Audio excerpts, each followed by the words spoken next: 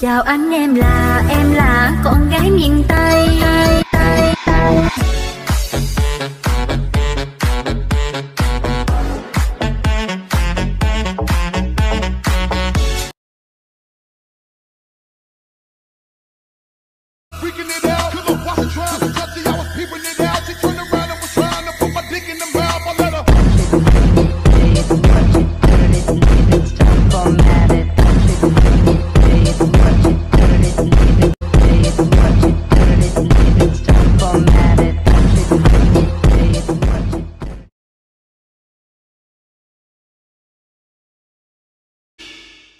Yuan nalita ego thia nia Yua ualita thia trao ko shia Sa ko ku yo ko mem lu shia sa ko ku yo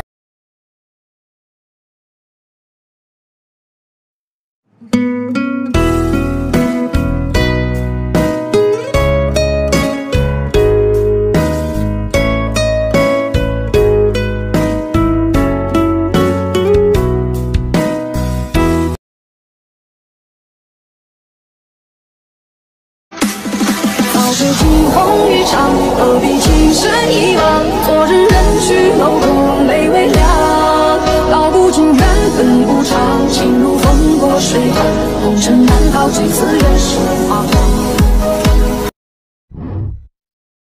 Hồn nhiên cài hoa mái đầu, dòng người vội vàng em hóa thân người mẹ vàng, rời xa tình anh năm tháng ngồi phút say thương.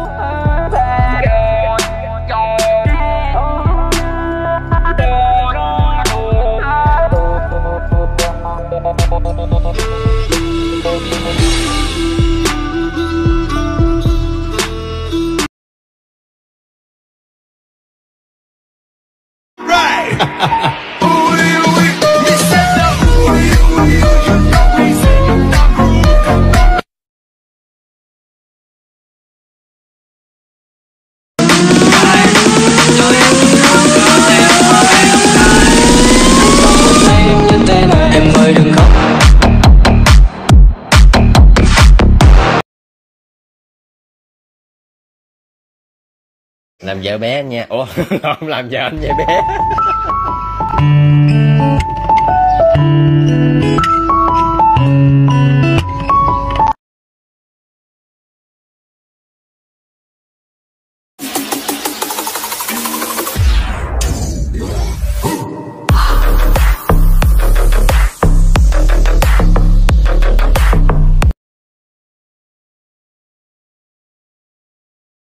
Tao lại có gió khi này